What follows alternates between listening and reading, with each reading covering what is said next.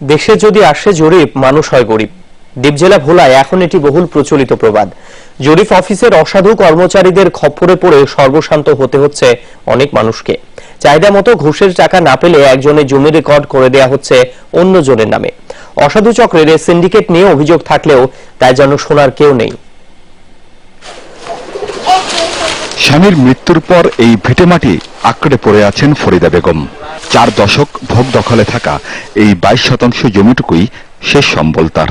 কিন্তু সম্প্রতি হঠাৎই পরিবারটি জানতে পারে তাদের জমি মাঠ পর্চা করে দেয়া হয়েছে প্রতিবেশী একজনের নামে।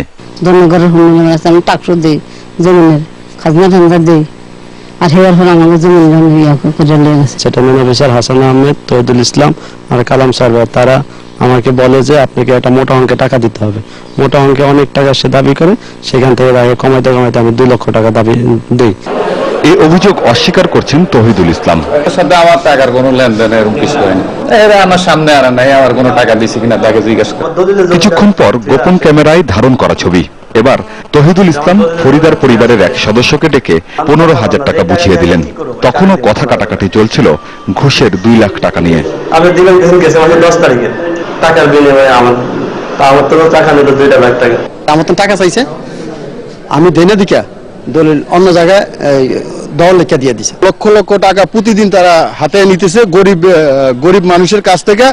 উমের মুরগির ডিমটা পর্যন্ত বিক্রি করে এনে ডিসি অফিসের বাড়িতে খুঁয়ে যাইতেছে অসহায় মানুষগুলি। আমার 2 একর 86% জমির পর্চায় আমার নাম উঠাবে, এই জন্য সে 2 লক্ষ টাকা দাবি করছে।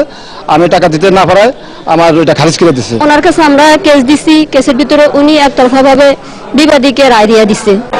সাধারণ মানুষকে ভুলের ফাঁদে ফেলে সেই অজুহাতে অর্থ আদায়ের অভিযোগ আছে ভোলা সেটেলমেন্ট অফিসের অসাধু কর্মচারীদের বিরুদ্ধে। যদিও এসব মানতে নারাজ সহকারী সেটেলমেন্ট অফিসার। আমি তাদের কথাটা শুনি, কাগজপত্রগুলো কি দেখি, নথিটা দেখি, আর এই যদি ডিফল্ট আবার সেটারও অ্যাকশন আমি নেব। জমির মালিকানা নিষ্কণ্টক করতে সেবা প্রত্যাশীরা দিনের পর দিন ঘুরে বেড়াচ্ছেন জেলা প্রশাসক কার্যালয় প্রাঙ্গণে। অথচ কর্মকর্তারা তাদের আর্জি শুনতে রাজি নন বলে অভিযোগ ভুক্তভোগীদের। আমিন বাবু, যমুনা নিউজ। যমুনা নিউজে আবারও বিরতি, আমাদের সঙ্গেই থাকুন।